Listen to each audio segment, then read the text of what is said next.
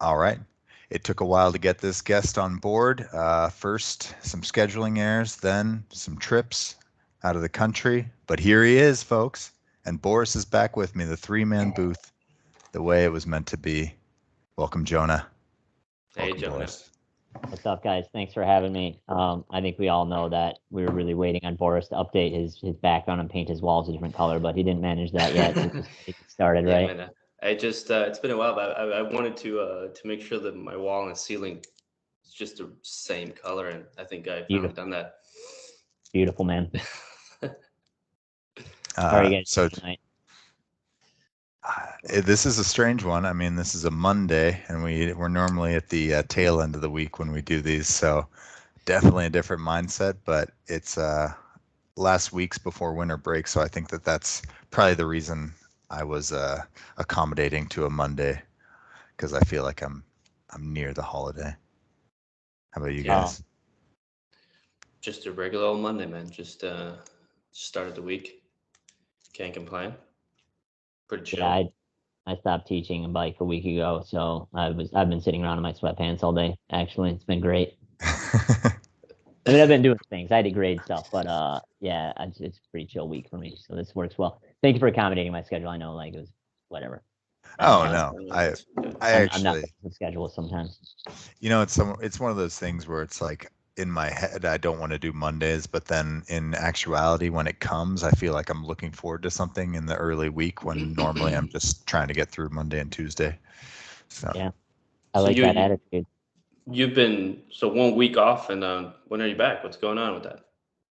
January 3rd. I have stuff to do in the meantime, just like projects and getting ready for next quarter. But yeah, I get like 4 weeks off of teaching. It's great. I think I've got maybe a special guest who's coming in for a hug real quick.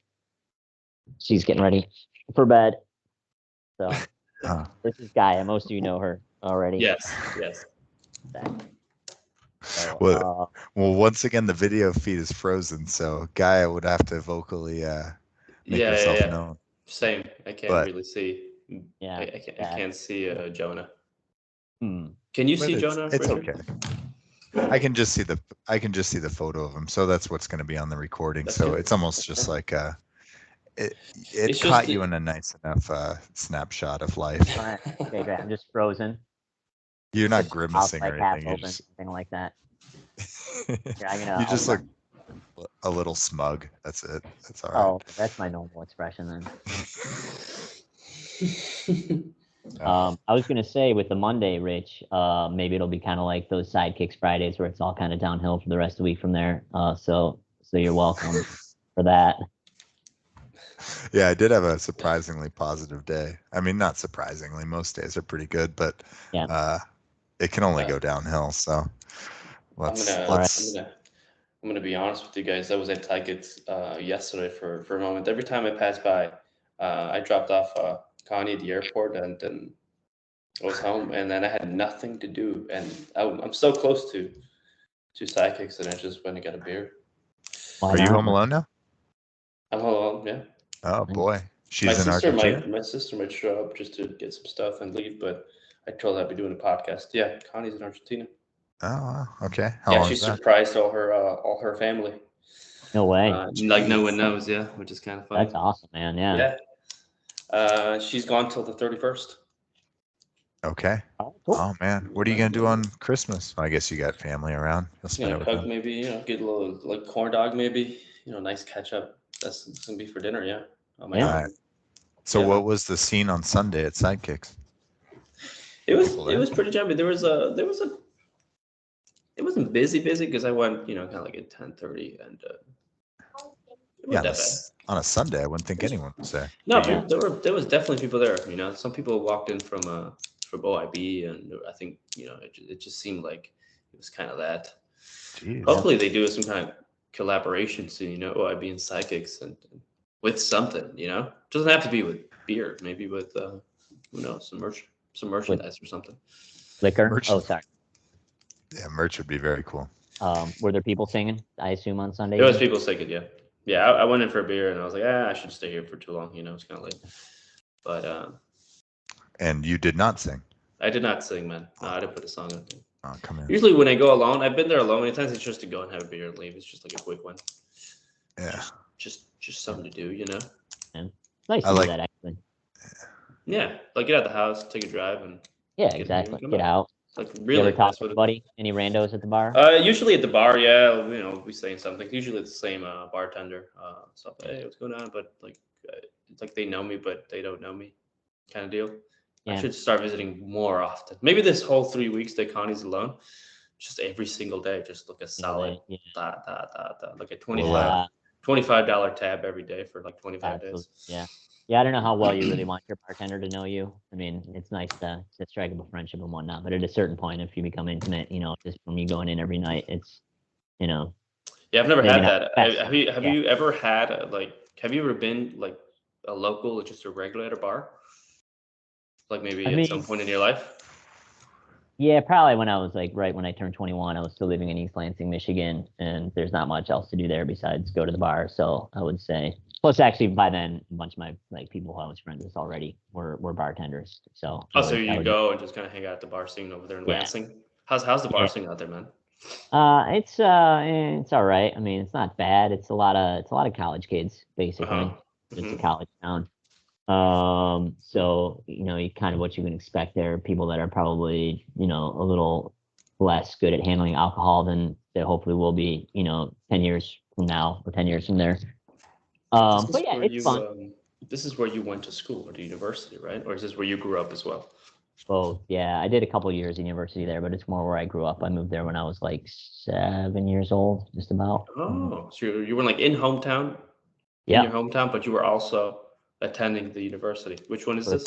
Years, yeah, Michigan State University. Right. Yeah, also where my parents taught for a long time. So. Wow, so it's like deep connection. Oh yeah, very much so. You grew up, you went to Michigan State, and your parents taught. Wow, I didn't know that. That's amazing. I didn't graduate from Michigan State, but I did go there. You transferred, yeah.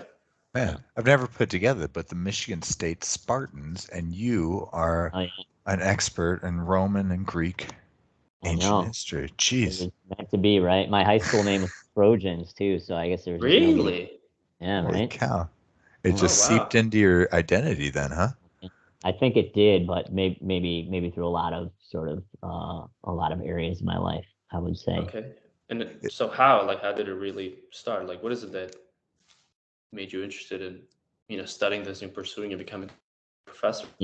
In ancient shit, basically.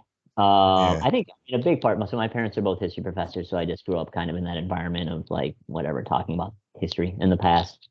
And then I lived for a number of years in Rome, as you guys know. And so just kind of being in a city where whatever antiquity is always present and people there are, I think, justifiably proud of their ancient history. I think that was part of it, but a lot of it was just honestly, I took a class in ancient Greek at Michigan State, actually, when I was 19 years old. And I was just liked it and was good at it and basically continued doing it. And that was 23 years ago or something like that. And now I'm still doing it. So that was kind of the very abbreviated version of how I got into and stuff. And what field were your parents professors in? My mom does American history, like late 19th, early 20th century kind of political and social history. My dad does Western European medieval history, a lot of 11th, 12th century legal stuff. Jeez, you guys have have you ever been on a television show meant for families about history? You guys would. We have stuff good. Yeah, if they could do a Family Feud history focused segment, we could do that, right? It could be your moment. Exactly. So yeah, it's a lot of history stuff. And then my sister's an architect, so she got away from the family. So what kind of family, activities would you involve yourself in on a night? We would play board games. Would you guys would you do trivia games and stuff like that? No, I wouldn't say that. My dad doesn't especially like games. That's an interesting thing about him. I think it would be a lot of sitting around the dinner table and probably just talking, which for, certain periods of my life was definitely not what I wanted to do. Yeah. But I think it probably helped me be conversant in a number of subjects in the long run, at least in like kind of humanities areas and stuff like that. But I mean, as far as stuff that we did together as a family, we did travel a lot, which was a pretty amazing part of my life. Certainly up till I was about 18 years old when they were, actually even beyond that, when they were bringing me to Italy every year. And what did they go to Italy for? It's just they were teaching, or just literally this is something that they loved and going to? Kind of both. My dad did a lot of research there, and as professors, they would get years off, or they'd get fellowships, so they'd be paid to just go and do research or go and be part of like academies in Italy. So yeah, a combination of just having a professional reason to be there and also really liking being there. I would say it worked out best for me of anyone, really.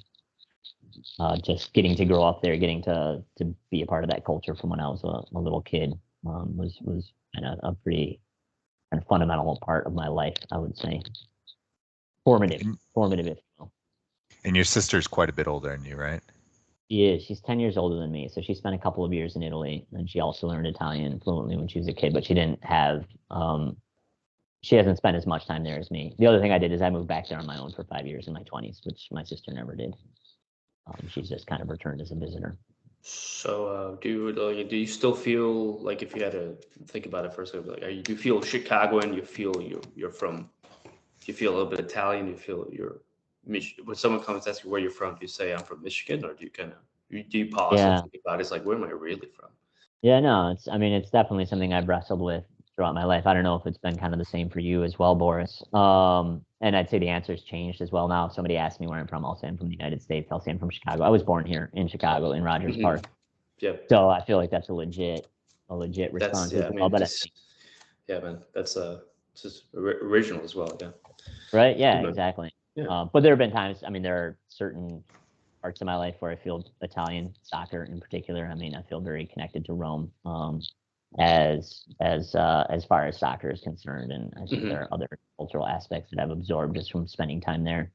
I mean, what about you, Boris? Like, if someone comes up and asks you where you're from, will it kind of depend on who the person is that's asking, or?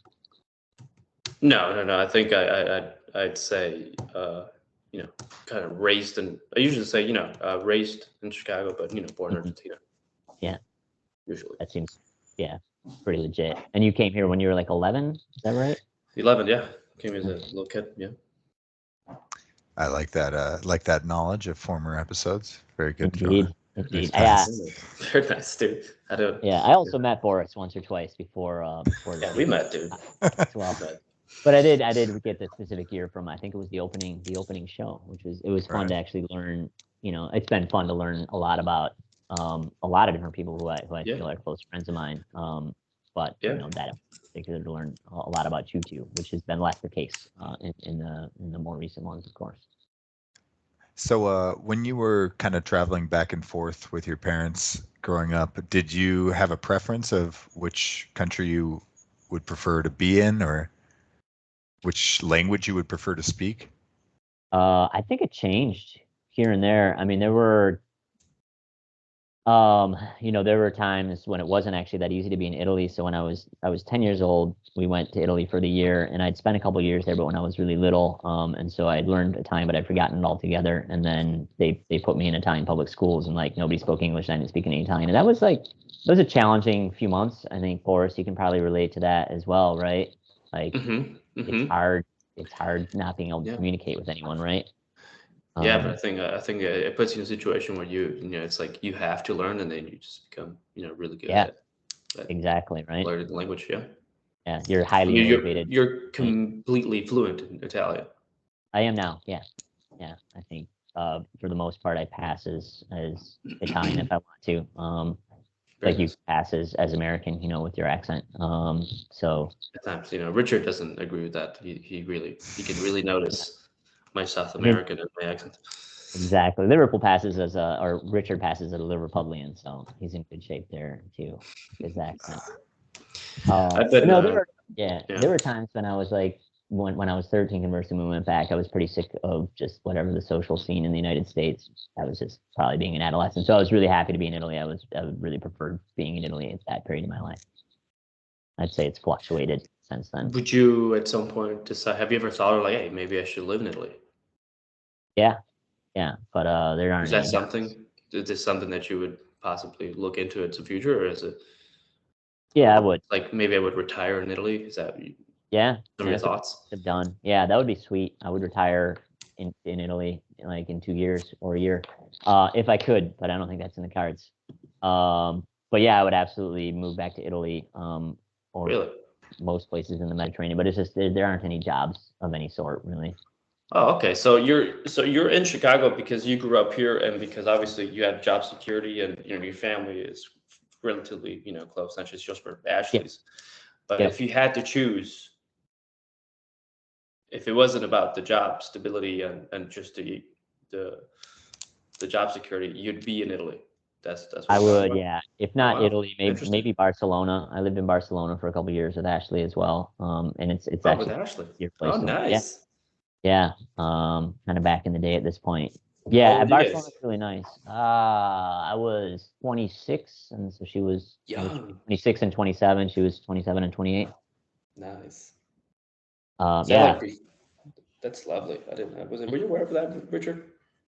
I was a bit aware of Oh that. Yeah. wow. You guys hang out or Sorry, I something? never told you that. You guys hang yeah, Yeah, out? Jonah and I got a lot closer during the pandemic just because Wells Park was sort of our hangout spot, and we'd Yeah. get together quite often for a period of time. I think it was one of Jonah's only summers in Chicago because of inability to travel. So yeah. yeah, Those 2 summers really with COVID were the two that I've entirely in Chicago. And yeah, I mean, I've told you this before, Richard, but that was like the pandemic was not fun for me. hmm Unlike for most people, obviously. Mm. But one of the bright spots was like actually just getting to hang out a lot with you. I mean, that is Better, that's a privilege right there. right? Yeah, absolutely. it really was. It is a privilege to get to spend time with Mr. Schreiber, obviously. Mhm. It's a privilege. I'm gonna open up my beer because I Yeah, see I was my gonna say it's warming up over here. It's like yeah, exactly. Right. there's no wrong way to say it. That's what it Dang, says right there. that So sounds about right. My video is still not working. yeah, I can't No, see you. unfortunately But I not. can picture Oh, you. too I'm bad. gonna put a That's picture. good. I'm gonna just like see if I can find a picture of you, just like look at you Gosh. when I talk to you. I think that All would right, be. I'm gonna crack my beer, so maybe you'll be able to hear that at least. Okay, we're gonna guess the beer based on the But crack. All let's right, see. yeah, do it. It's open. Oh, damn it! Ah, I damn. missed it. Is it You need it it. So must Mike, be a light beer. Maybe it's a Michelob Ultra. yeah, it must be like 85 calories. I'm very concerned about my caloric intake through alcohol, as y'all know. So what I'm are you gonna drink drinking it. then? What I'm color is it? drinking this. It's sort of reddish in hue. Okay. Okay, so red Okay? ale. It is What not actually a red ale. my prediction, what you would bring to this party is something that you have cases of down in your Yeah. laundry room, and that's the Correct. Sierra Yep. Nevada Celebration Ale. Yep. Is that That's correct? absolutely correct. Yep, you got it. That's beautiful. If only I had one still in my fridge, I would just bring it over so everybody could see the beauty of that classic can. But We can. I can send some pictures or something like that, or just of the stack of cases in my basement afterwards. it's The upload. That's a beautiful beer. I love that you I've go never out had and it. just Actually, I've snag never up had that. dozens of it once it comes out. Yeah, I've never I will had that. save one for you, Boris, for Yeah. sure. It's a seasonal Sierra Nevada beer, so it's only out in like Okay. November each year. Okay. Yeah, man. I'll definitely have to look into it. Haven't been drinking as much, but this is always a good time. What's up with you, Richard? Are you? I Do got you have something any beer fun. at your house? I got something fun from the Rockwell Bottle Shop. This is out of Firestone. I think it's San Robles in California, because my friend lives there. Nice. It's a cinnamon dolce nitro stout. Yeah, right. I've already had one on Saturday, and I can't decide whether I love it or it's just like a candy cane. It's But like a chocolate or charcoal, one of those. oh man, so check it out. It says to properly do the surge pour, you have to invert the can 3 times. Wow. What was that for? I can't even count. And then you open it up, and then you do a direct, straight down pour. And then what are the bubbles? Are they going up or down? They're dancing, whatever direction you consider dancing. Yeah.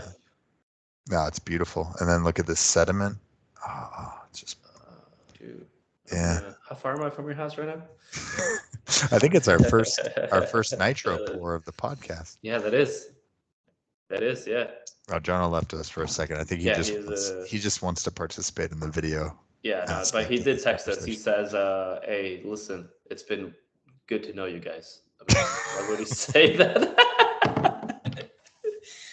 Well, Jonah, it's fine. I mean, there were some things about Jonah that we need to. What else should we ask him? I mean, I was talking about his. Well, I got for the online. I got this. I'm gonna pull it out. Oh yeah. I got his book. So yeah, just good. wait. I got a line That's good.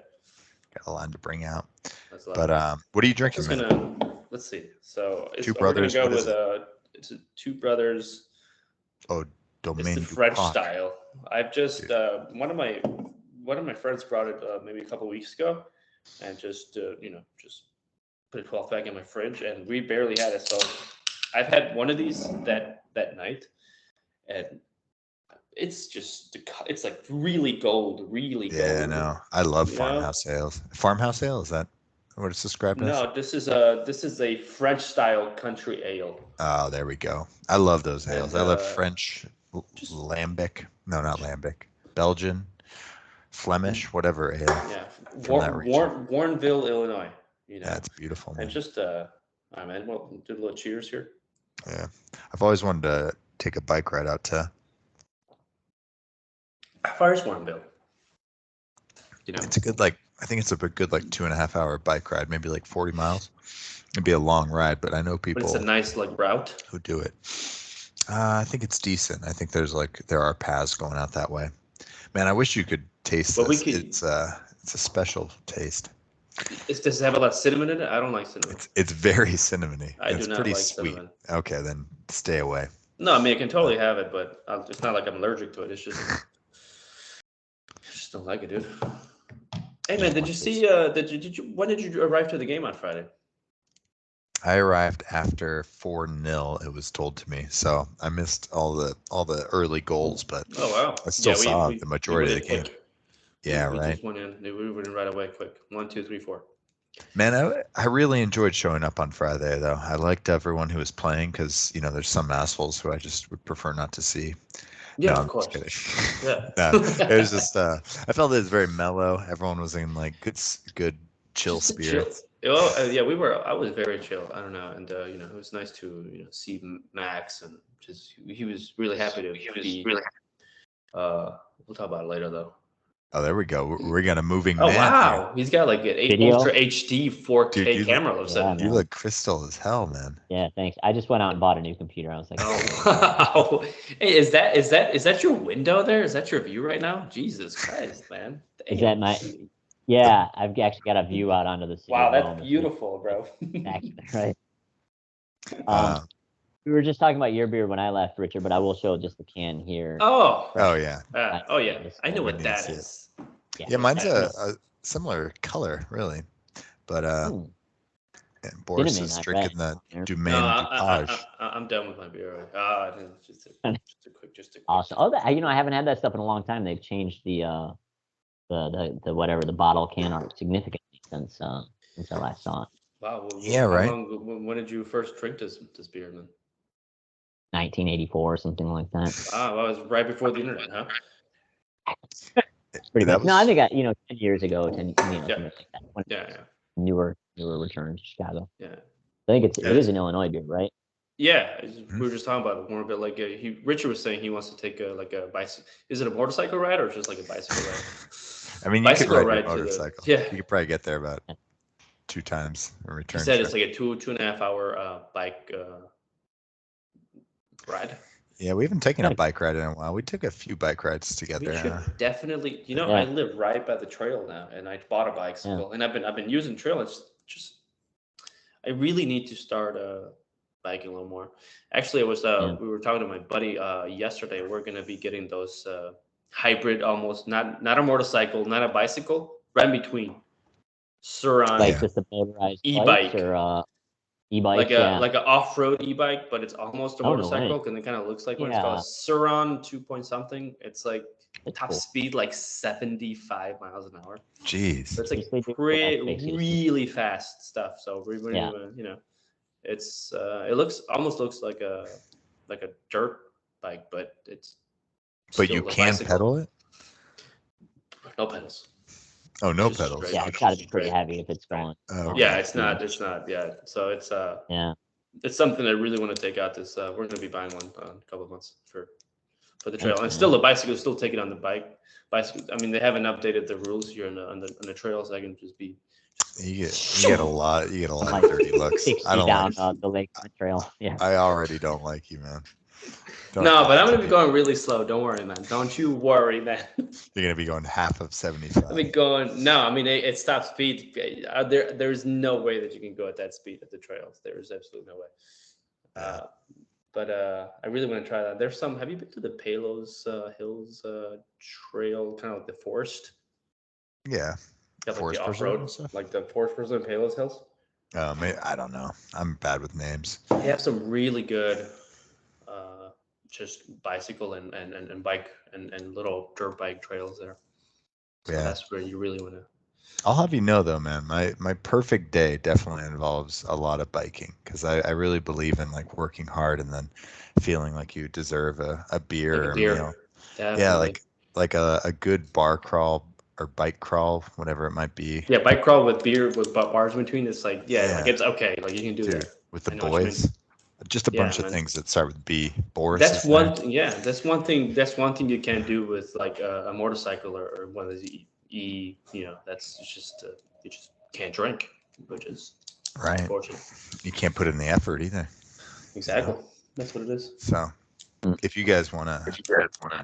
Hey, Jonah, are you organize a 40th this is the third time you're third computer? Third computer, yeah. My goal is to make this a more part episode than are we doing a review on the cameras of each computer? Is this what we're doing now? This is exactly what's. This I is the appreciate your help review. kind of putting this together. Yeah, exactly. So what was the first computer? Just put it out there already. The first computer, yeah. Whatever computer is, I'm just going to tell you what my computer is so that y'all don't go out and buy it because it obviously sucks. It's something. It's an HP Spectre or something like that. So don't get one of those, whatever you're doing. It's Hewlett Packard. Yeah, Hewlett that's right. Packard Spectre. Okay, let's not get that, guys. I think I just saw a flash of your Advent calendar. I think it's the exact same one I have. Is that right? I think I've got two, obviously, familiar. Because if we had one, it'd be like a blood sport. Are those the ones from Aldi? We didn't buy these, but it says it was imported by Erica's Pantry, Grand Rapids, Michigan. Okay, that's the one I have. I bought that one at Jeans. Okay, yeah, that could be where it's from actually. Maybe Ashley's dad, he was up at Jeans. He might have gotten the advent calendars there for the kids. Okay, so. I'm pretty sure he did. Sure. Richie's, it's his first experience with Advent calendars, and the first 8 days went decent. I guess, he had a little tantrum every time Anna tried to take it away from him. And then day 9, she just couldn't stand it anymore, and she let him open every door and eat every bit of candy, every bit of chocolate. So that's awesome. And now he's using it to hide almonds behind each door. So it's like a little squirrel, right? Yeah. Just putting them away for the winter. Jonah, have you received Richard's Christmas letter yet? I did, yeah. Isn't that beautiful? Boris, it's really beautiful. What if I hadn't sent Jonah my Christmas letter? No, because I would say I haven't received yours either. Like I haven't received it. Yeah. That's what I was gonna say. I have actually. I received it and I got it in the mail, and I didn't get it. Ashley picked it up. She was like, "Oh, see, some people do Christmas cards," and then gave me a meaningful look. And it is lovely, and I'm on the record as I think basically saying that I would be willing to have a Christmas card made, but I wasn't going to help at all. So I'm so like Jonah the same way. It's like these people and their Christmas, and then as soon as I got rich, it's like this is great though. I know, right? Yeah, good. It's super cute. Like it's like you kind of say I'm kind of against it, but as soon as I get, it's like this is amazing. I love it. Yeah, It's like, I definitely like receiving.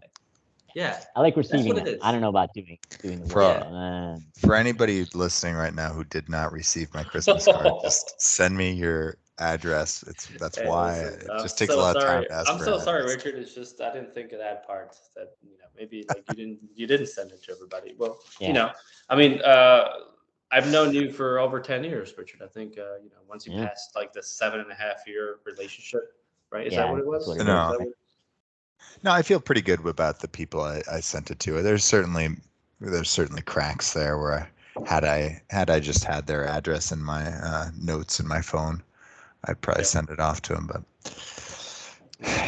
what do you you got like 250 people like usually. Sounds exhausting. Sent it to like 50. He has to save throughout the year just to pay for these Christmas seriously, cards. Right? You're actually keeping the U.S. Postal Service afloat on your own. With all it's like 1% of like the whole. I don't know. It's something, it's like the one way to maintain some tradition for the holidays for me. I've been doing it for a few years. I like it, and it's an opportunity for me to try and do something creative. No, I think it's really. Do you save like your own Christmas cards like every year? Like you have a copy of that one or something? Yeah, exactly. So yeah, that's beautiful. That's really, and then the detail that you did with Richie on the actual card, I think. Mm-hmm. Yeah, cute, right? It's really nice. As soon as I opened it, I told Kanye, like, do you see this? This is the card of an art teacher.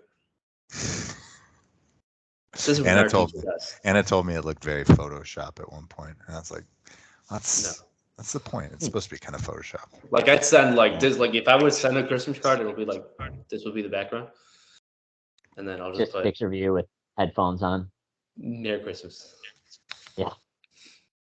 No, I don't think so. I think we'll do something about that. Well, Jonah, we have you limited time only right now, so I do wanna get into a little bit more of your soccer past and your exposure, both as a fan early on. How'd you become a Roma fan, and both and your experience as a player? Yeah. How did you become a left winger? Just kidding. Yeah. Sure. Which one do you want to talk about first? No, yeah. Where was your dad a Roma fan, or where did you get that exposure from? It's a good question. I figured this question would come up, and I've been kind of weighing this possibility, and basically the possibility of revealing a deep, dark secret of mine. And I've decided I'm going to do it. And I'll kind of take you back. I would say that my first, take it way back. My first experience ever watching soccer, I'd played soccer before. My first experience watching soccer was actually the first time I remember watching soccer was 1990 World Cup semifinal, Italy against some shitty team. I forget. Oh, it was Argentina. And honestly, my first actual memory in Napoli. In Naples, yeah, exactly, in Napoli. And my first actual memory, I was in Italy at the time. I was at a restaurant that I still go to, and I was like sitting on the owner's lap and during penalty kicks. My only actual remember, and I don't know if it's just because I've seen it again after the fact, was watching Maradona hit his. I think he slotted it on the ground, kind of just left. It wasn't like an amazing penalty, but whatever, it went in the net. That was my first memory of like watching soccer. So I was aware of soccer watching as a phenomenon. But then 2 years later, or 1 year later, actually, we moved to Italy, and that was the year where I was put into a fifth grade classroom. I didn't speak any English, and like a month into class, I had some words of Italian, I guess, but like the subject came up, like the teacher led the discussion of like who everybody's favorite team was, for whatever reason. If I'd been able to follow the conversation, maybe I would know why this came up in a fifth grade classroom. But I didn't have an answer, and at the time, I knew two players.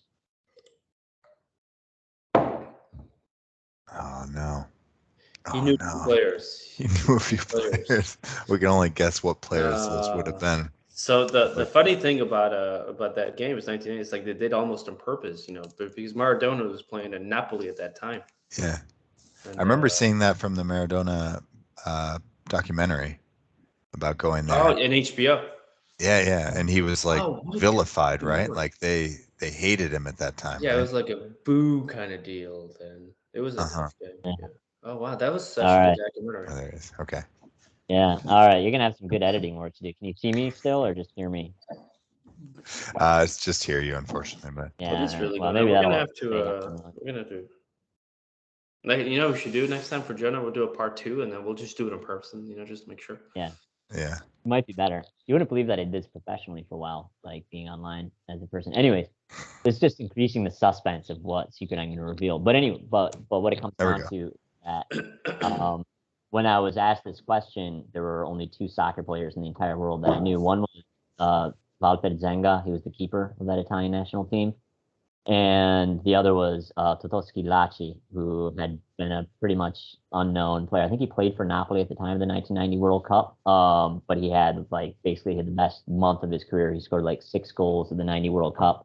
I think they called him Le Notti Magiche di Totoschi Laci, like the magic nights of Totoschi Laci. Those are the 2 players I knew, and I chose the team that Schillaci played for, which was Juventus, and I was like, okay, I guess I'm a Juve fan.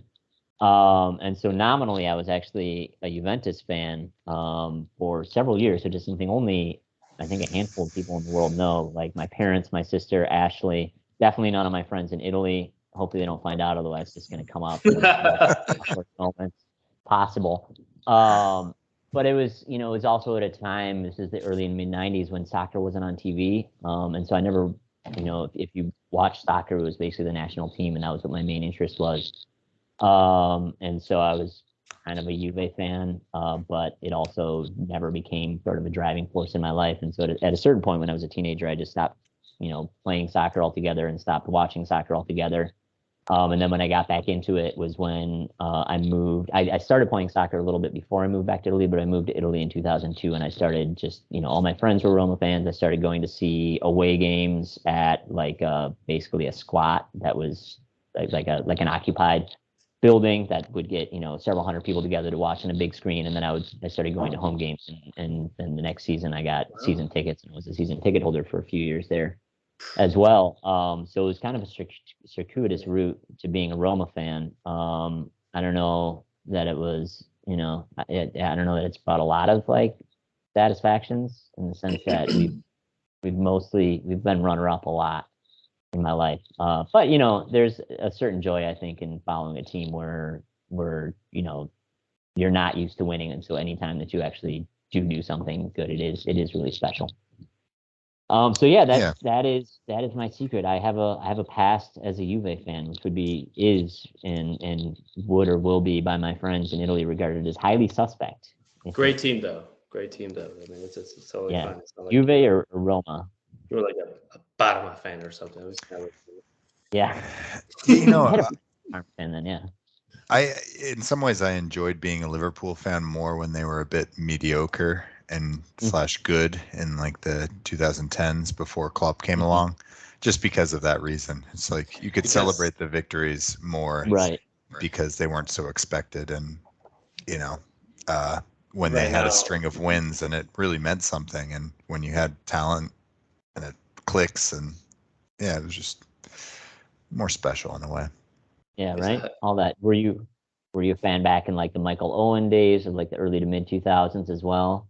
No, it was really only post 2005, and then once I really started watching more regularly was maybe 2009. I started following the actual season, and then I just loved Fernando Torres. I thought he was the most good-looking man on earth. I mean, great hair too.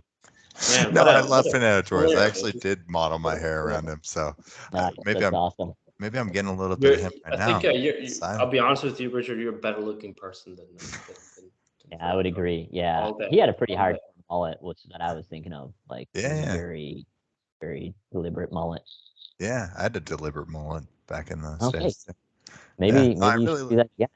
I liked him quite a bit. And then, Suarez era and Craig Bellamy, I really liked even when he was around for a couple of years. So, and then Kaut, of course. So. Yeah, were you talking Kaut with Pondy? Yeah, Pondy's a big Kaut fan. So. No doubt. Great history. Boris, do you have a team in Argentina? I don't know this. Do you have a club team that you follow there? Yeah, I'm a big fan of Boca Juniors. Yeah. I think I've heard of them. Yeah, man. I was just over. I couldn't catch a game because and I couldn't watch the last game Argentina just had. No, actually, one of the last games they had was in Boca Juniors, which they lost to Uruguay 2-0. I wasn't able to attend because Is I it left. Bombonera? La Bombonera, yeah. But I was just there a month ago, but I wasn't able to get. I was leaving the day of, so actually, a good thing because they got kind of schooled by Uruguay, 2-0, Yeah. first loss after a very long time. But yeah, I'm a big. I wouldn't say big. I used to be, but I kind of stopped following them a while ago. Here and there, I'm in, my Argentinian group chats, and we're all talking about it. So I kind of know, I kind of follow what's going on, but I don't. I don't watch all the games. I usually Saturday, Sunday I get on YouTube TV and try to always catch a game. It's usually Premier League. And that's as much as I watch. That's thanks to Richard and his YouTube. Okay, I had no idea. That's such a special bond. Yeah, YouTube. He's nice enough to give me a little bit of YouTube TV. I'm surprised you still watch it, because I was under the impression that everyone I've shared it with is just inactive, and I'm just wasting my time. I watch YouTube TV all the time. That's great, man. Especially like Saturday and Sunday. I watched the what's that last game? Tottenham versus Newcastle this weekend. Yeah. Well, in that case, I just don't comment as mumuch as that Fruity Fellas. I'm just kind of watching, but I don't really comment as much. Yeah, it's okay not to have an opinion. It's okay to be ambivalent.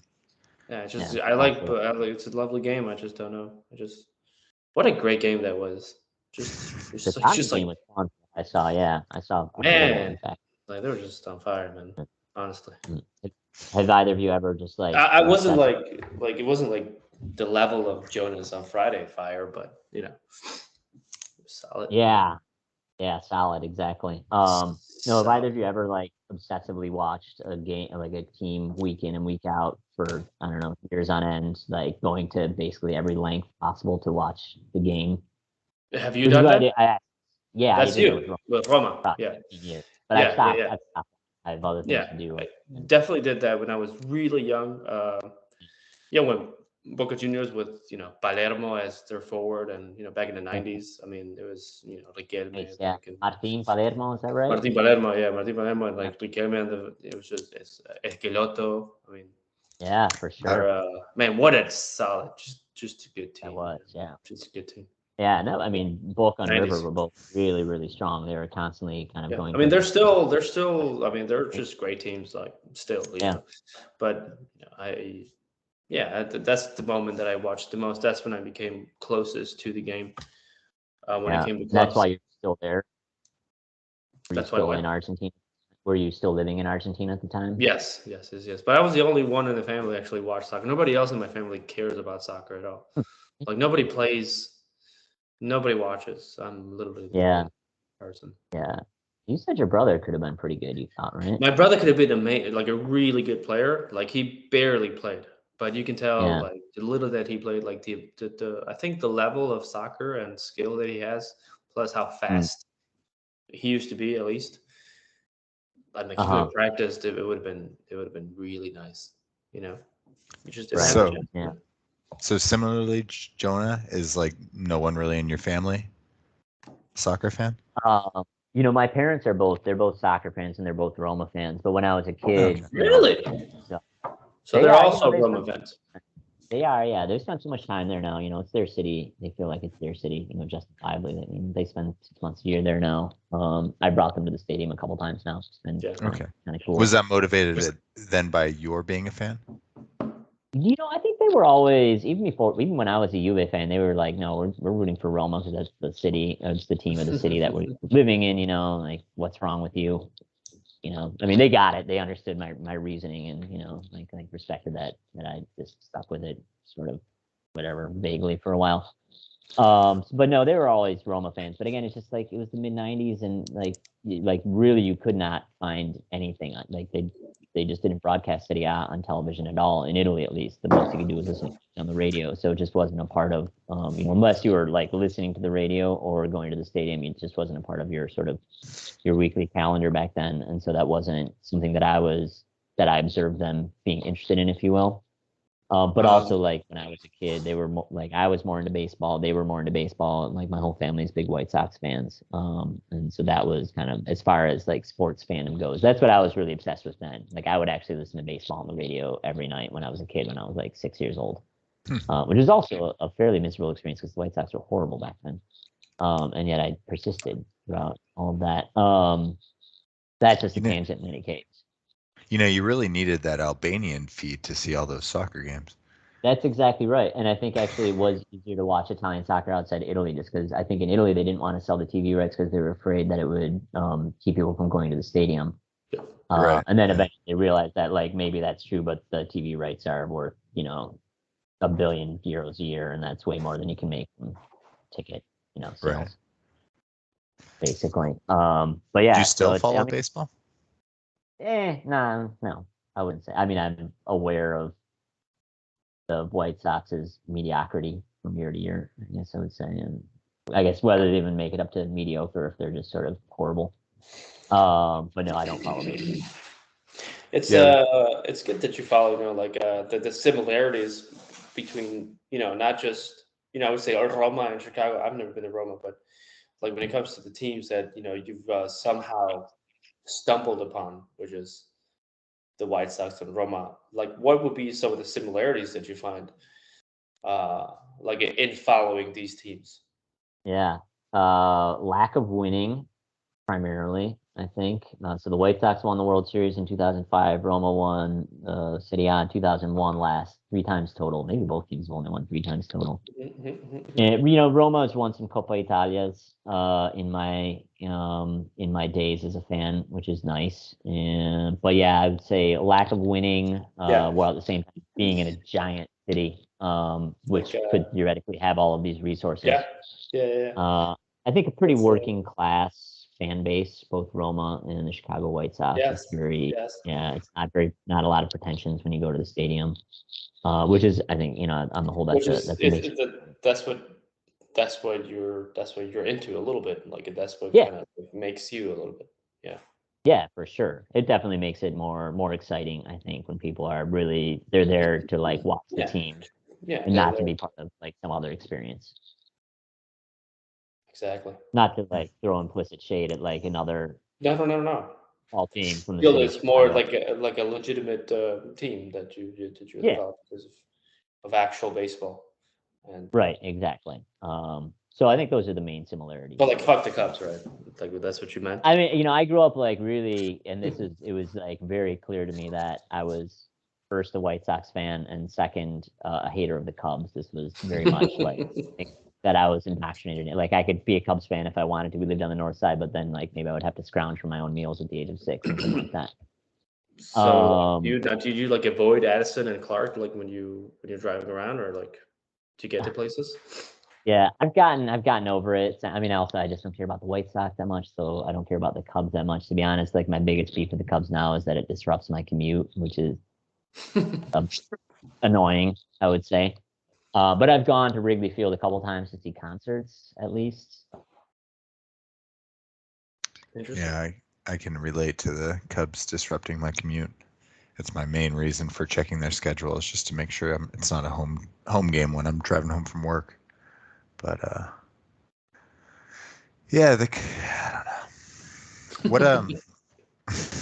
What sometimes I just when I'm not saying anything, I just have to feel like I need to insert myself, and that was my inserting myself there. I'm really interested in like the years of Barcelona, and like just you and Ashley, just both long hair, just nice weather, beach. Like, what was that like? Like, if you can summarize your years in Barcelona, how would that go about?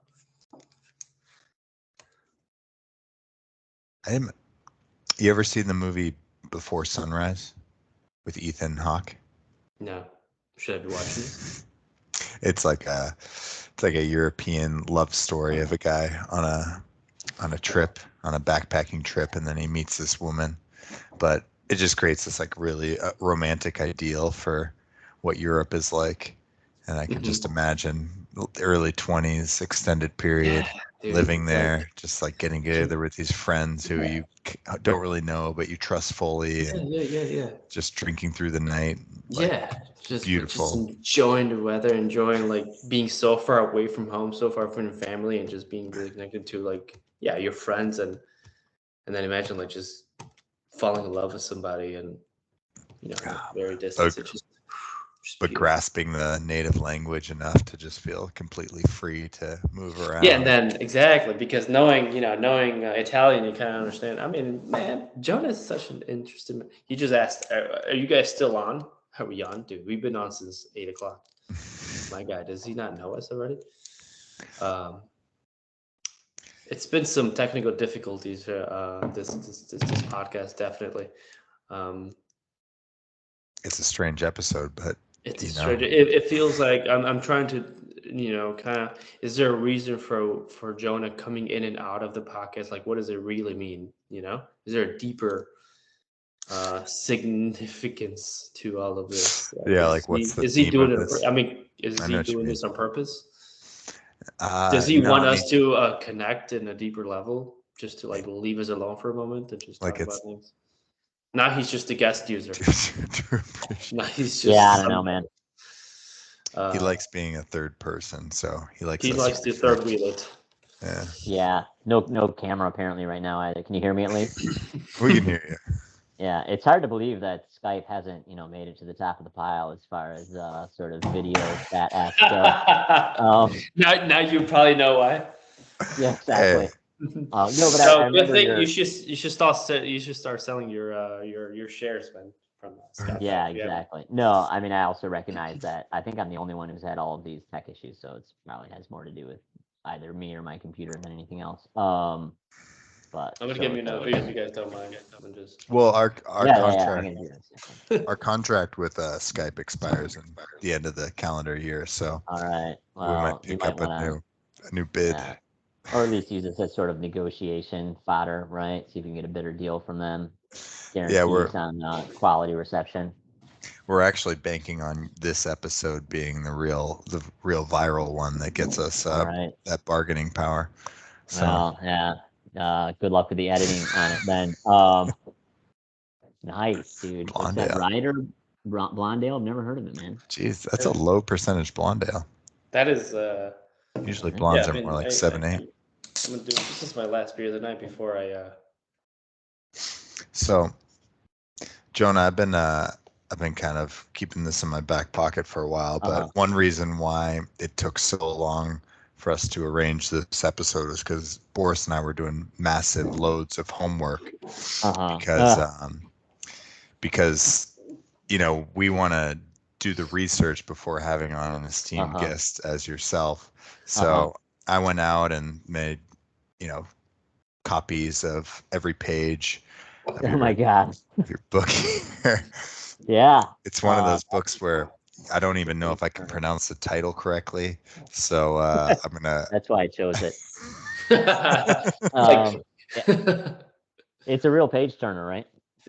I'm gonna be honest. I've had it since I think like July, and I've only read the acknowledgments, and the acknowledgments almost brought me to tears because it's so damn sweet and heartfelt. So, that's all it needed to pay its price on Amazon. I'm flattered that you bought it, certainly, and thank you also for the nice comments on the acknowledgments. Yeah, I think that's actually where I put most of my heart into. The other 200 pages or whatever are whatever. No wonder he decided to host the party. I mean, it's like, dude, I just got this. Someone bought this book. I got money to blow. My first sale. No, go ahead. No, that's actually super nice of you to buy it. If you want to read more, I would recommend just reading the introduction, and then that's like 8 pages, and you'll probably be done. You'll get it all then. That's my goal in writing the introduction, basically. But you also, that's the acknowledgments is probably the best part of it. So. Well, I plan on learning Greek so that it will have a full meaning. So I'm going to return to it after I've accomplished that task. Cool. Sounds good. It should only take a few weeks, right? It's usually 10 to 14 days. Yeah, something like that. Duolingo with their new AI. Exactly right. Yeah. But no, it's the type of thing where it's like, I think if I was in a more like studious setting where I'm going to Starbucks 3 hours a day, like I once did, like I'd be all for, doing a deep dive into the book. But man, I fall asleep after 5 minutes of even the most entertaining read. So yeah, weird. So I'll get to it. Yeah. Whose fault is that, do you think? It is my son's fault entirely. Exactly. The idea for the book. I mean, how did you like? How do you start reading? How do you start writing a book? And what is the well? How do you decide? And what's the reasoning behind the book? Is it because So it's a good question. Yeah, it's a great question. I mean, I think the real thing is I did my PhD. And part of doing my PhD was just writing a dissertation, it was actually longer than the book. But I basically writing the dissertation took like 6 years, and it was fine. And then kind of the next step from there would be to turn that dissertation into a book. And so most of that entailed actually just putting stuff out of the dissertation, making it a little bit shorter, a little bit more readable. So, for those of you who read it and are like, what the fuck is this? I can't read anything. It's better than it was before. I mean, I had a lot of. Do you teach off of it? Do you like tell your students, "Hey, this is the book we're going to be reading this semester"? I don't require my students to read that. No, I think I sometimes teach material that's similar to what's in the book. To kind of give a, I guess. I haven't thought a lot about it since it came out a year and a half ago or so, because I haven't had to. But the book is basically about Greek tragedy and the way that Greek tragedy also uses what we might think of like different forms of poetry or music as part of its spectacle, and in a way to sort of to kind of make political points as well. And so the comparisons that I make to modern culture are like, I don't know, probably a lot of people have seen Hamilton. Hamilton it's a play. It has a very serious or set of serious political points, and those political points are also kind of reinforced or maybe I don't know, they're explored also through the genre of hip hop. That's a big part of the musical Hamilton. So I'm kind of looking at how Greek tragedy does stuff like that, uses a sort of musical and poetic backdrop as a way of focalizing on political questions. Another comparison I make is like if the Spike Lee film Do the Right Thing. It's an amazing film from like the late 80s about kind of like exploring racial tensions in New York City in that period. And throughout the film, there's a character who is carrying a boombox around that's blasting Public Enemy's Fight the Power. So again, think about how, sort of art within art also helps, works to transmit certain messages. So that's the basic idea of the book. I don't know if nobody actually asked me what it was about, but I told you anyways. But I, in my teaching, I do sometimes just explore ideas like that. How does music, how does poetry, how does theater help us think about the sort of social world, the cultural world that we're living in, whether it's in the modern era or in the ancient world, basically. So in that sense, yes, it comes up occasionally, but I never assign it to anybody. There are no contemporary references in this book, though, are there? In the introduction, I get into like Hamilton and Do the Right Thing and a couple other, I think, more obscure contemporary references. But I've started to really work more with contemporary kind of comparisons in what I do now for research and writing, which we don't have to talk about because it's like hyper specific shit. Basically. So you're still doing some research, and you're planning maybe perhaps doing another book at some point in your life? I am, yeah, both of those things. No, when I had Kenny on, I made a mention of like, I feel like none of us are experts on any field, but you very much are. And I would love, it's just amazing when, somebody can recall certain things and talk about something with mastery because you have been focusing on that specific subject for a long period of time. So. Yeah, thanks, man. I think the key is to pick a really specific arcane subject, and then it's easier to become an expert on it. There's only so many people working on it, right? Yeah, but I do want to ask, like, is because you are so well versed in what do you say, Greek tragedy specifically? Yeah, okay. It might be Greek poetry more broadly now, but yeah, Greek tragedy especially. Is like, do you feel like that is a frame through which you see the world and through which you like make sense of your inputs in the everyday? I think I think studying the ancient world more broadly I don't know, it is a frame through which I see the world. One of the ways maybe that it affects me, or that I've kind of used it consciously in my life, is there are times when I'm like not happy about shit that's going on in my life, because whatever, I have to work and it's not all roses and flowers, as they would say in Italian. And then one of the things that studying ancient history, and maybe any history, shows you is that like actually for most of the history of the world, like the vast majority of human beings have had really like comparatively miserable existences to those which we live. Like huge percentage of the population at any given time is enslaved. And so thinking about the fact that we as human beings, most human beings have endured far more suffering than I do on a daily basis. Right. And so I try to like, I have in the past used that as being like, what, if people can like get through being slaves and working 12 to 16-hour days in silver mines, being separated from their families, then I can probably get over what kind of the BS that we all kind of go through on a daily basis. So that's one way in which I find I kind of try to actively put it to use for myself, I would say. Right. I can relate to that. I definitely draw strength from reading about or witnessing hardship. It's pretty humbling when you. Yeah, right. It is one of the beautiful things about art and literature as well, is helping us see other humans' experiences, right? Yeah. Boris, what about you? Do you see like the world through like an HVAC lens?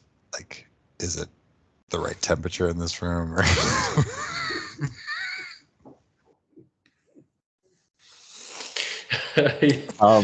Yeah, the first thing, especially in summer, when I go to a house and it's just noisy outside, it's like, why are these people so inefficient and with all these high footprints, these inefficient systems? Yeah.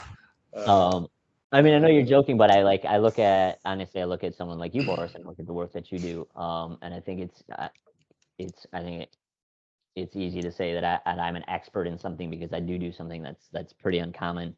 But like you have an expertise, and it's not just HVAC. It's also just like doing stuff with houses, doing stuff with buildings, which is, I think, inarguably much more useful than the expertise that I have, but also like a very serious expertise. It's not something that I could do ever. Not just that it would take me some time to learn. I just couldn't do it. No, yeah, I'm pretty sure like you can pick up on it. I mean, it's not. Don't be so hard on yourself, man. You just haven't had the chance. That's all. Just around. Like I think I haven't had the chance to be a professor of Greek mythology. Right.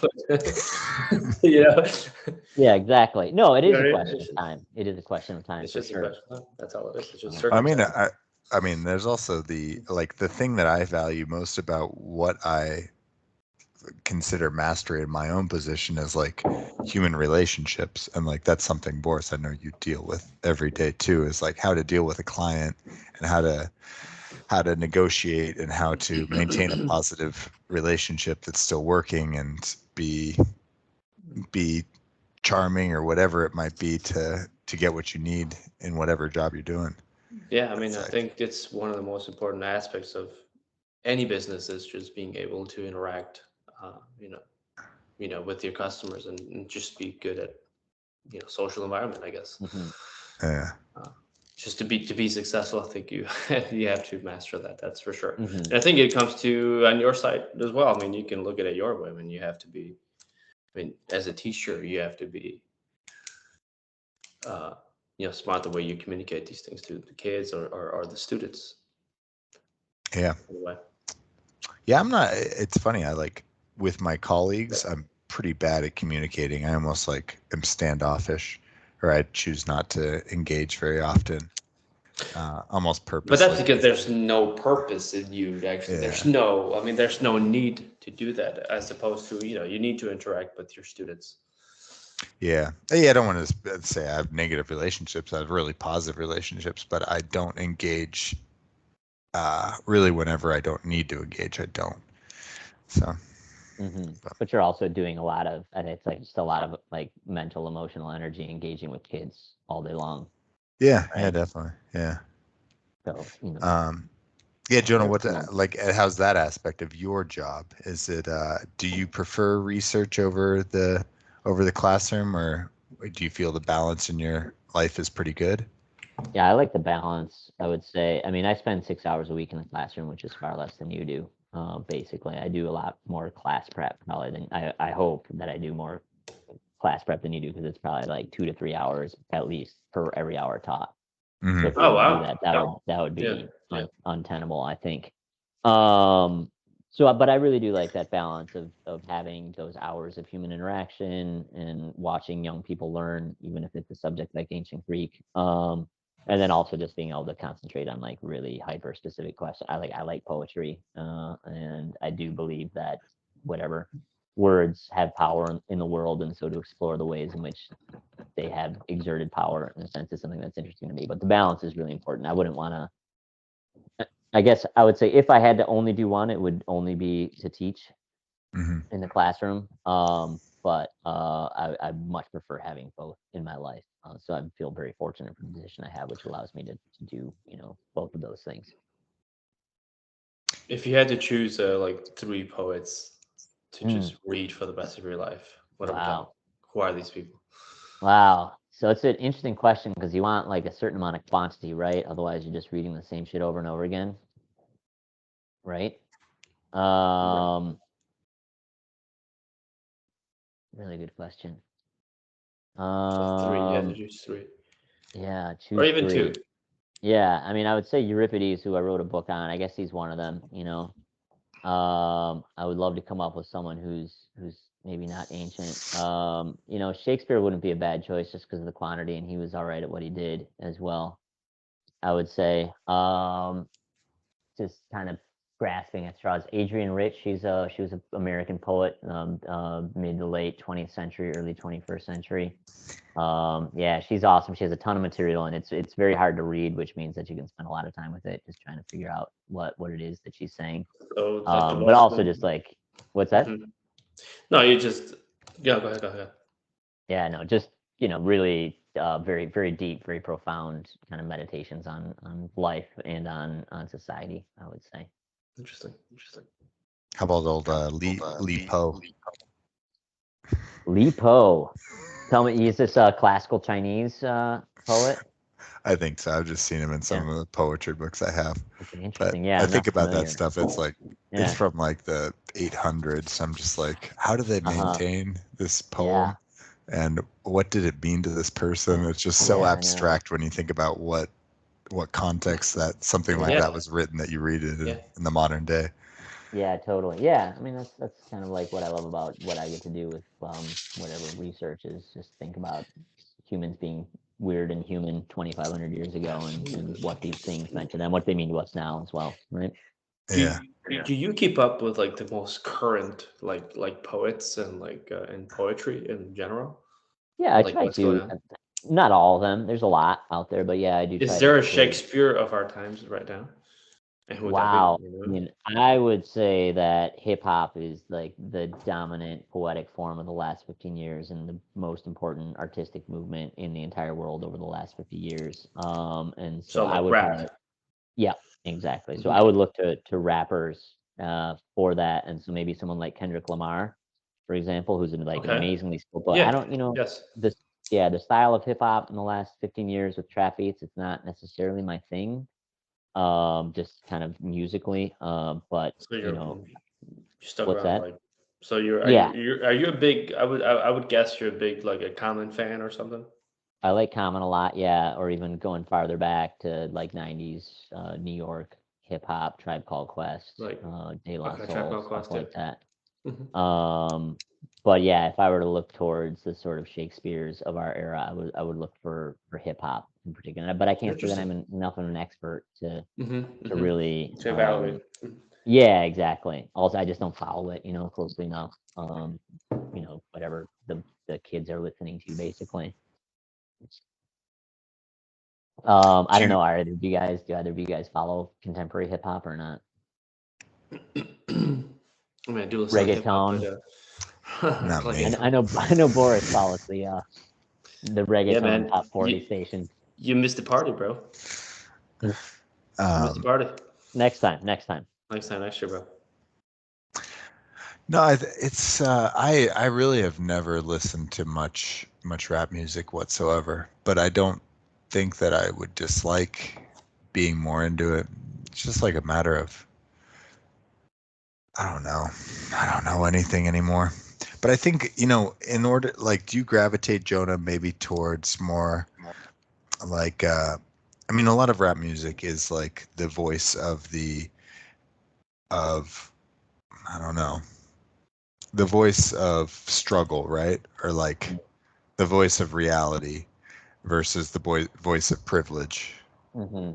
Is that fair enough to say? Yeah, I think that's generally more interesting as far as art goes. Like Right. And exploring those more difficult or marginal spaces.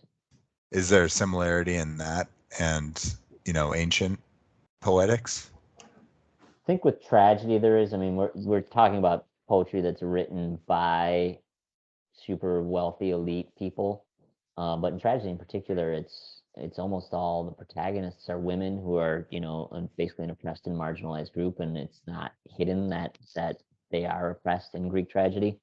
Mm-hmm. So while it's written by elite individuals, it's very much focused on non-elite groups, whether those be women or slaves, often. And so in that way it is. But I think that's also one of, I think we probably had a lot of, there's just, okay, so backing up, people just make poetry. Like people like speaking in verse or in rhyme. It sounds cool. And so people do it basically. And all people of all classes and genders and any kind of identity do that. It's just something that we like as human beings. And so it's safe to assume that throughout the history of the world, you've had poor people and rich people making poetry, right? The issue with all of the human history up until, say, I don't know, 1920 primarily, is that only the compositions or productions of really rich people have been preserved, right? Yeah, very And similar to visual arts. Like I hate teaching art like the canon because these are all just people of privilege who had the ability to show in galleries. Like, yep, totally right. And you can imagine like someone in 1760 England or whatever, China, doesn't matter, who doesn't have any money but uses whatever materials they have available to them to make probably incredible art, all of which has been lost in the world, right? Yeah, exactly. Right. Yeah, that's a really cool comparison. I hadn't thought of that, but that's totally true. But yeah, I mean, what's nice about hip hop is that it gives it's in modern music / art in general, is that like those kind of media are now accessible to the vast majority of the population, and they can make art and make it last, which is to say, get it out in the world so that it becomes copied and repeated. Right. So yeah, and that makes hip hop really unique as I'd say poetic and artistic movement in the history of the world as well. Yeah, I mean, it's funny too. I mean, like I have a little chat group with my friend in London, the German friend, and then my friend. These are two friends I met in Vietnam, but the other guy's in Colorado, and we shared our Spotify year in review lists. And the guy in Colorado was joking like, this is what all the young Republicans are listening to, and it was all this like country music. But the country music lyrics like really kind of hit hard. That's like real shit. And it is interesting that there's so many more similarities between country music lyrics and rap music than there are pretty much any other genre out there. Yeah, it's interesting. What kind of themes are they exploring that you've been able to see or hear? Yeah, like a lot of addiction and just like depression and heartache, stuff like that. Totally, right? And it's put in a much more literal terms rather than just sort of vague language, like tangible lyrics that you can kind of picture, sort of thing. But yeah, that's interesting. I mean, there's just like we're all humans, and the similarities that kind of could potentially bind us and do bind us are so much greater than those differences which we let take us apart. And that's maybe a different discussion. Right. That's a really neat point. Just what we think of as two like very different types of music that represent two very different groups of people, and whatever contemporary United States country and hip hop can actually have so much in common. That says a lot, it seems to me. Do you listen to any country, Boris? No, not really. Yeah. Hip hop. Hip hop, yeah. I mean, a little bit, a lot of pop hip hop. And listen to a little, just a lot about. Not as much as I used to, though. Like, I don't really follow the new rappers or anything like that. Yeah. Tough, man. Tough keeping up with the kids. It's tough keeping up, man. Yeah. Here and there, I'll add a few songs to my playlist in Spotify. Uh-huh. And that it's just, yeah. Yeah. Jonah, let me ask, would you be interested in a footy fella, Guess the Fella? Sure, yeah, absolutely. The only one I've heard is Pondy doing it. Boris did it too. Oh, okay. That's the one episode I think I haven't heard was the second you and Boris. So all right, well, we're gonna make it quick, so we're not gonna right. spend too much time on this. Just Cool. okay, this fella, his favorite movie's Fight Club. Okay. Any guesses? What do you get? So am I allowed to look at my WhatsApp list of footy fellas? Oh yeah, for sure. The 33 No, fellas. you can't do that. Of course, where were you in life when Fight Club came out? Second grade. I don't know. I think I watched it like really late. Yeah, I was a freshman in college when I think it was. I don't know if it came out then, but I remember I was in a fraternity for a year. So you and really it was remember the most like when it came meathead out? fraternity ever, and guys were obsessed with it. I remember them just watching it and just like, fighting afterwards. Really? Really? We used to do something in this fraternity. It was the dirtiest, fucking worst fraternity ever. Like terrible individuals Were went you there. in a fraternity? For a year, I was thrown into it because I didn't have any friends at University of Washington, and my mom thought it'd be a good way to meet friends. Did you have any friends behind? Did you get some friends on that? I met 3 guys, and we were called the antis because we pushed back against everything we were made to do. But there was this zoo hall, and like every party night, zoo hall would just break out into wrestling matches, and yeah, it was very Fight Club-esque. But I took down a junior, one of like the big macho guys. I beat him in wrestling one night, and I became like an instant legend. Oh shit. Yeah. Well done. Did they know about your wrestling background? Yeah, I don't think so. Yeah. I mean, I didn't have an actual amateur wrestling background. I just like to tangle. Yeah, but they should have done their research, man, before lining up against you. It was all legs. I choked the guy with my legs. Yeah. Makes sense, actually. So I feel like there are several possibilities with Fight Club. Yeah. The 3 that come to mind would be, and I'm just gonna guess one. I'll pick one. I'm not even gonna look at your faces, but just so y'all know where I'm coming from. Max, Fabio, and Doc. It seems like the most likely choices. Maybe Frankie as well. But I'm gonna go with Fabio. No, it's not Fabio. Not Fabio. All right, cool. All right. And I was reminded of the Guess the Fellas because of this next one, because I don't know who this is. Their favorite English language music artist or group, Lucky Boys Confusion. Do you know these guys, Jonah? Never heard of them. Never heard of them. Yeah. God damn. Me neither. Lucky Boys Confusion. Yeah, Lucky Boy. Is that with an apostrophe, the boys, or not? They didn't use one. They didn't even bother capitalizing the boys in confusion. So maybe they were just doing this on their phone. Lucky Boys Confusion. All right, cool. So I'm gonna guess Max for that one. No, not yet. Not yet. Favorite sport outside of. No, hold on. So I'll tell you something. A little hint. Their last album, their popular album from Lucky Boys Confusion, 2003. 2003. Oh, Jesus. Jeez. Yeah. Okay. What does that tell you? I mean, I don't know. This person's old. Yeah. Yeah, probably my age or so, maybe a few years younger. All right. So, favorite sport outside of soccer is basketball or football. Oh wow. This one's tough. It's a tough one. Not somebody mentioned in the podcast very often, if at all yet, which is why I want to, give a little bit more representation. Wow. Okay. Man, this is we haven't mentioned anyone in this podcast as of now. No, there's quite a few. Or football. Yeah. Yeah. How about goalkeeper Joe?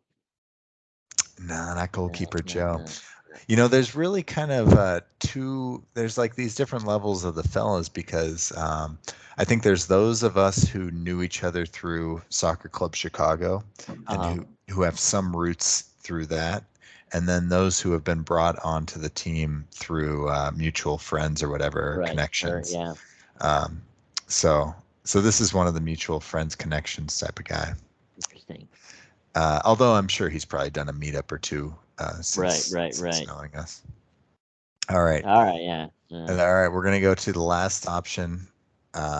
Favorite player of all time is Beckham. Oh, for fuck's sake, really?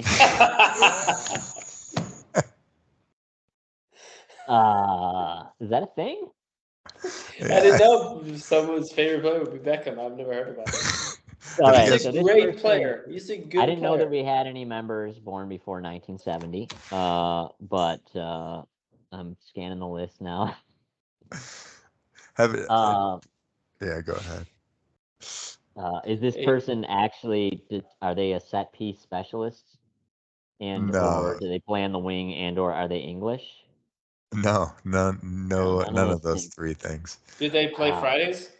Yeah, they play Fridays. They're They're an active player. For sure. I think I know who it is. Yeah. Have you guys seen the documentary?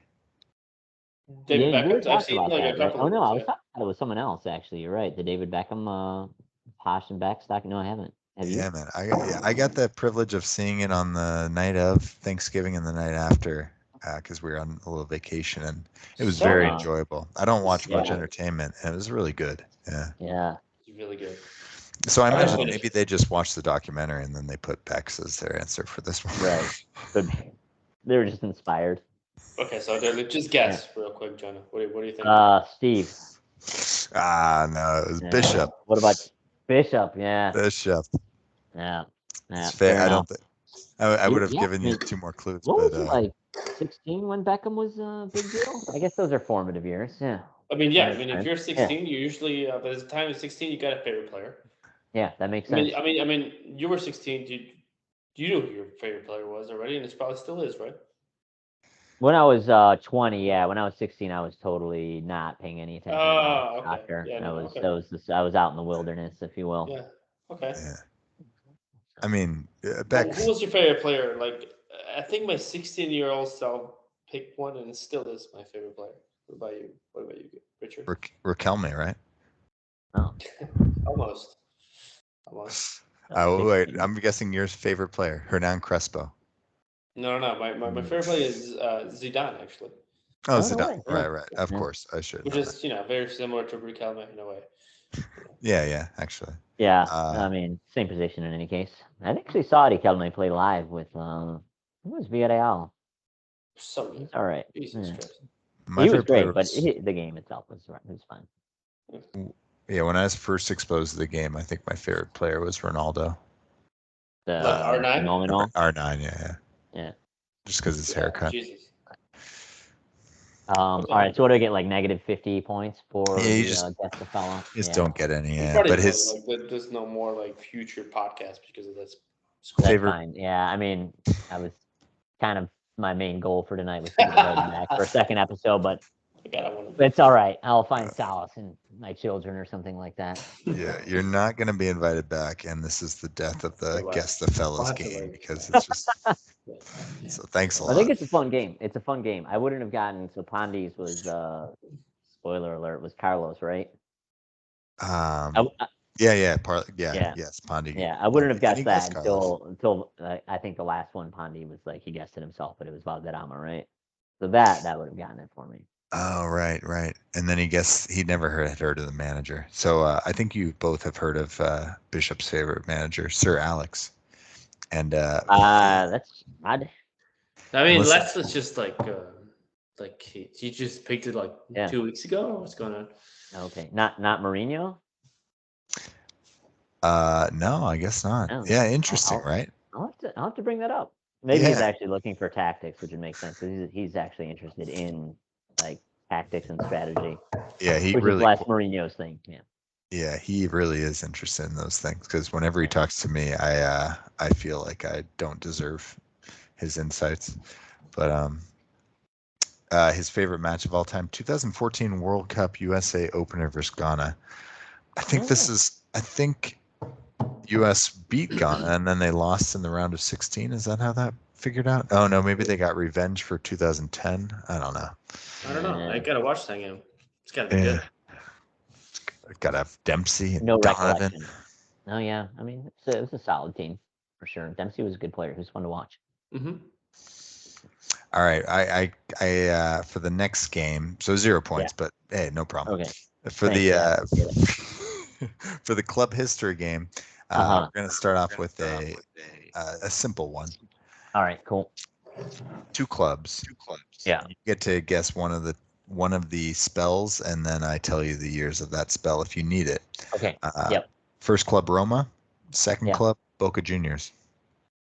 Okay. Repeat that. What? Do I get extra points for guessing it without years? Oh hell yeah, you get 4. Yeah, so I'm gonna say Daniele De Rossi. There you go, baby. Jesus Christ! Look at this guy. As soon as you said Boca Juniors, I mean, yeah, yeah, it's not a lot, especially if it's only 2 clubs, you know.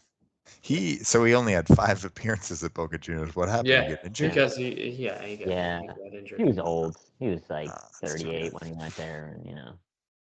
Man, that's it. Yeah, one of the greatest Roma players ever. I actually watched him. The first time I saw him play live was in 2003. He must have been 20 years old, and it was Roma Parma 2-0. He had the assist on both goals, and he was more of a dynamic, like kind of box to box midfielder. Much thinner. He was 20 than he ended up being. But yeah, he was just such a. I mean, it was clear right then this kid was going to be like fucking good. And he was. He's one of the best ever that we've had. Yeah, 459 appearances. That's impressive. Yeah, it's a couple more than I had for Roma. You know, the next level of winning 11 is I don't know why we just don't keep stats. I mean, Max obviously keeps stats of his goals, but aside from that, yeah, those aren't team stats per se.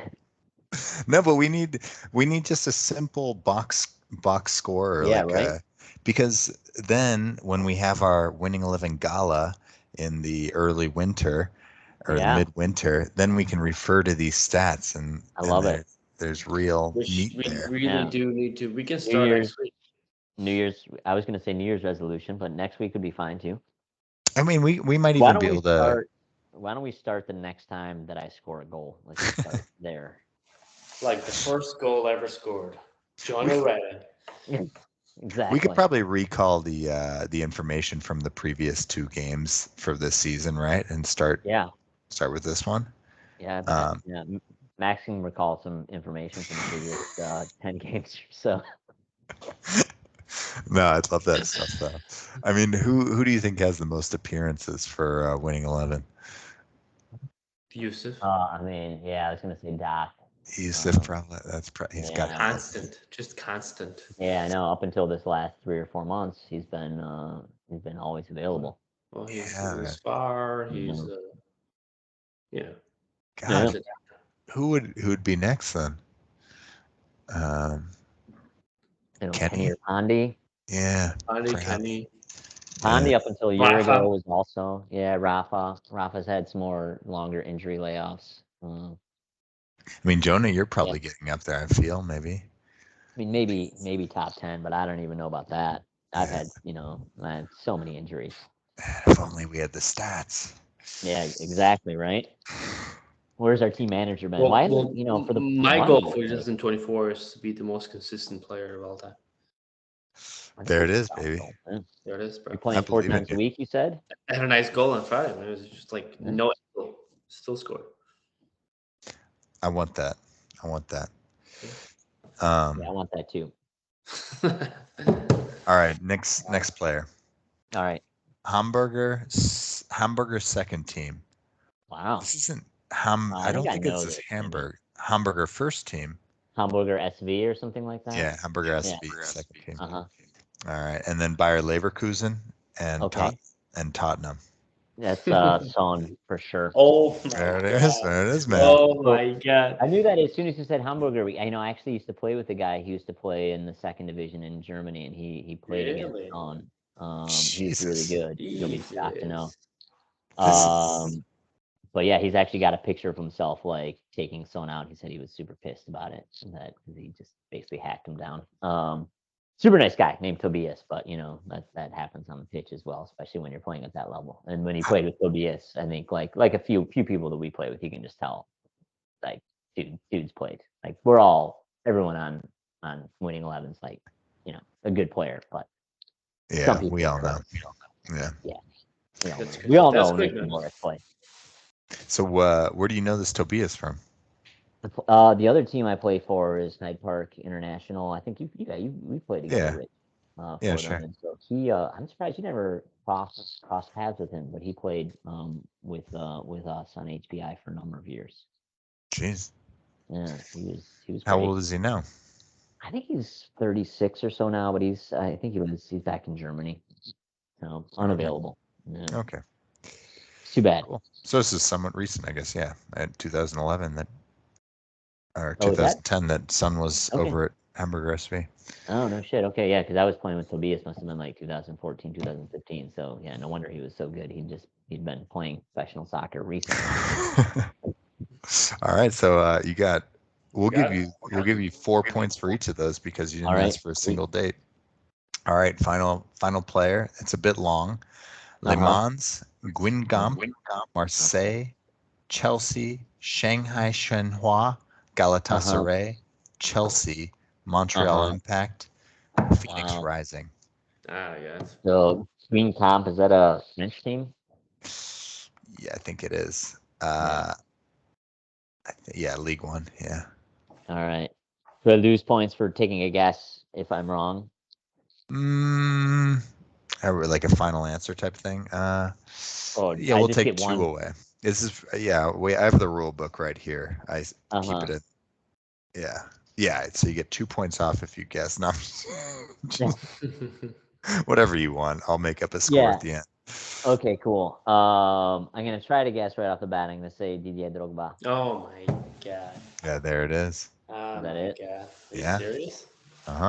It's just Marseille, Chelsea. This guy knows. His mind works different, Boris. It's just he reads up on every single player and just goes back and forth. That's the whole. That's all I do, actually. Yeah. Like. No, my memory is not what it used to be. It used to be really good, and now it's not as good as an 8-year-old. I don't know, man. For fact. No, I know for fact. I'm reminded daily of that fact. But yeah, it worked out well. I think I've hit just the right groove with the celebration ale, basically. Throwing me back into the late 2000s, early teens. So I don't know about you guys, but Drogba was one of my favorite players to watch. I just loved him so much. Yeah. His celebration is what I would do if I were to ever score an important goal. Yeah, he's also, I mean, imagine playing with someone like him, right? As someone who's anything but a striker, having a player like that, he's just like, anytime you're in trouble, just kick the ball towards him. He's probably going to get it and do something productive with it. Not necessarily score a goal, but at least hold on to it, right? Yeah. His heading abilities. I think it was the Munich Chelsea final where Chelsea won. It was like 2012 or something. Yeah. And yeah, of course, I was going for Munich, but it's like I couldn't help but feel happy for Drogba. It was like 1-0. Was it a 1-0 final result? I think so. I think it was a close game. I want to say Drogba had the header to win it, though. I should know these things before bringing him up and then being proved wrong. But yeah. Anyway, always, whenever there's an opportunity to reference Drogba, I'll do it. Yeah, he's a legend. I didn't know that he played in he played it. So was Phoenix? Was that even the MLS, or is that like second division United States? Yeah, weird. USL actually. Yeah. USL. So, damn, dude. Second. I mean, is he available? He was. Can we recruit him? He's how old is he? He's 45. So yeah, I think he could be helpful for winning 11. I feel like he could help us still. Can you imagine? Can you imagine? There's no way. Yeah. Yeah. I would sacrifice 10 minutes of playing time a week. Yeah, but like, hey, what I would have left it is like, hey, Drogba, just get the fuck out. Come Exactly. on, we need to. Yeah, we've never had much aerial presence. I gotta say, our set pieces have always been a bit weak. So I think he could really revamp our system. Yeah, he's like a little bit better than I am in the air deal. Jesus. A little bit more powerful and assertive on those headers. So all right, so you did very well. We'll give you just 12 points. Okay. 12 you don't want to points. bump that up to like 15, just to sort of increase my odds for a second invitation onto the pod. Well, you will never have to come back because you'll have the top score. So everyone else is just going to be chasing you. Awesome. All right, the final game, of course, is reference a match. But after your prowess in the first or the last round, I feel like an idiot just throwing you such a softball as this. But you ready for it? Yeah. All right, so first substitution. Let's see here. First substitution is Tim Borowski is substituted for Bastian Schweinsteiger in the 72nd minute. Oh. Okay. Then we have a substitution for Luca Toni. Alberto Gilardino comes in for him. And then we've got a Bernd Schneider comes off for David Odenkor. Oh shit, I'm missing yellows. The format for this one is a little bit different, so no yellows on this one. And then Miroslav Klose is substituted for Oliver Neuville. Okay. In the 111th minute. Simone Perrotta is substituted for Alessandro Del Piero in the 104th. Or he is subbed in for Alessandro Del Piero, I gotta imagine. Does Fabio Grosso score in like the 118th minute? You're 1 minute off, so I don't know if you know what game this is. I don't know. I'm not sure. And then Del Piero scores in the I don't know. 120 plus 1. Right. He doesn't know this game. It's like I might have seen this game. Yeah, this is definitely Germany-Italy 0-2. Must have been July 5th, 2006. July 6th. July 5th, I would say. July 6th. July 4th. July 4th. Look at that. Yeah. I even remember that day. It's ridiculous. I remember that moment when Fabio Grosso scored. I was watching with Ashley and with two of our close friends in Rome on the couch in his parents' living room. Sorry, I had to spray my cats. They're fucking around. And just honestly, that's one of the that goal right there, because it didn't look good because it was pretty clear that Germany was playing for penalties and that Italy was trying to win, what with us playing with 4 attackers and Germany, I think, trying to park the bus, and that was a good strategy for Germany. They probably would have won on penalties. So when Grosso scored, it was one of the most ferocious celebrations I've had as a fan, basically. Like I actually remember just like jumping off the couch and like standing in the middle of my friend's living room screaming. Well, good for you. I wasn't happy at all. Yeah, sorry, Rich. I wasn't happy. I was actually happy that Germany lost. Well, yeah, because they just beaten you on penalties in the quarterfinals, right? Yes. Yeah, I was at a bar in Berlin. We've all had good moments since then. Yeah, everyone's happy, right? Yeah, the bar in Berlin was probably a rough scene. Sorry, Rich. No, it was all right. I just went outside and saw some Italian fans and did the diving motion over and over, and I was very drunk and didn't even know what I was talking about in the world of soccer, since I'd only been watching for a few years. So, I made an ass of myself, as Americans abroad generally do in their early 20s. I know. But I feel like that's what we as soccer fans are meant to do as well. Start petty arguments and potential fights, right? All that for no good reason. All right, so for full points, you gotta say the managers. All right, Marcello Lippi, certainly for Italy. Mm-hmm. I think it was Jurgen Klinsmann for Germany, right? That's right. Future USA Yeah. manager. Amazing. Yeah. Speaking of diving, Klinsmann, that is. Is that 90? That was 90, yeah. All right. The swan dive. Who But I against think it who? was against Argentina. Oh, that was okay. Yeah, in the Yeah, final. it's all connected. It's just this beautiful triangle of mishaps and celebrations. Exactly. I mean, yeah, it's a beautiful. I think it's a dive and then just a beautiful like sort of twitch as if you were being hit by like one of the electric things they put on you when you go into cardiac arrest.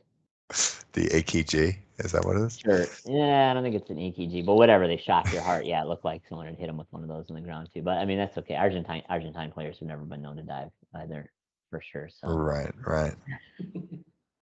What have you guys ever dove? Me? Yeah. No. I don't really have to because I'm so light. I basically just fly. No, I've been in and out of the pitch. Pretty honest with almost everything. Mm. Like if I can keep going, I keep going. If I actually get hit, I fall. All right. Yeah, I will say there are times it's like if I'm fouled and it's like impeded my motion, like I'm never going to be able to reach the ball because some dudes just kick me from behind, then I'll let myself go. But I feel like that's a little bit different than diving. I feel like if you impede someone to the extent they're not going to be able to reach the ball, that's a foul. But refs often won't call it, and then like why should I bother to stay on my feet at that point? Okay, so that's what but Ponti's doing. Right? No, I don't want to. I'll let Ponti speak for himself. That he's is like he's like Raquel grabbing the ball. Yeah, he's not exactly. He's not necessarily diving. He's just going limp. Yeah, so exactly. But that that happened. I got called because I got fouled and I fell and I landed with my arm on the ball and I got called for the foul and then I got home and I saw I've got like a gigantic when you've got like a half centimeter perfectly round mark on your ankle, which looks exactly like someone's spike. Yeah. So there you go. Whatever. Good. It happens. I'm fine. Yeah, it's all good. It was just frustrating. I think that the foul was called against me for falling on the ball. But yeah, I think for me, honestly, like I'm so light that I just fly. Like when people hit me, it doesn't matter. I don't need to dive. Jonah, what system has brought out the best of you on the field? Is there a team that you remember really excelling with, or a position that you played, a format? Yeah, I mean, honestly, the team we've got going right now for Friday nights is it's great. I think I'm really happy playing on it. It's just a lot of fun to play with. It's a really good team, and I think we reinforce each other's strengths. I would say that as a system, and as someone who's almost purely a winger, and this isn't practical with 7v7, but it's nice to have two people on the wing instead of being the one person that's responsible for running the whole wing, as will happen like a 3-5-2. That's just like it's a lot of work. As a winger. Yeah. So it is nice to have. And now I play mostly more kind of like the attacking wing. It's nice to have a fullback behind me, so that I don't have to, run all the way back and then all the way forward. I would say. Yeah, I'll agree with that. With the dynamic right now, I think there is a balance on the squad where everyone's comfortable in their position, and that goes a long way. And I think I think of myself out there sometimes when I'm on the sideline, and not to say that I couldn't integrate back into the system, but I do recognize like I go for a lot of low percentage passes, more so than you guys are right now. You guys are playing a pretty clean game, I felt, from Friday at least. Interesting. I wouldn't think. I mean, low percentage pass is not what I think of when I think of you per se. That's my self-identity. I look at myself and you identify as a low percentage passer. Don't be so hard on yourself. I think it was just something Kenny said, and I think I took it the wrong way. Yeah. I mean, when Kenny says something to you, and it's about soccer, you should. I know, right? No, but there's an efficiency with which the team is playing right now that I think is hasn't been there always. Yeah, I think you would. I would love to have you back. Obviously, I think we all would. And I don't think you would take away from that. On the contrary, I think you would add to that. It's a really nice team right now. If you want me back, you got to get hurt. That's how I'm getting back into the fold. Well, Or you have to be. Give me a couple weeks. Or you have to be underage. That's the other great way to do it. Yeah, there exactly. Boris snapped that one up. All the way to come back, bro. Exactly. Yeah.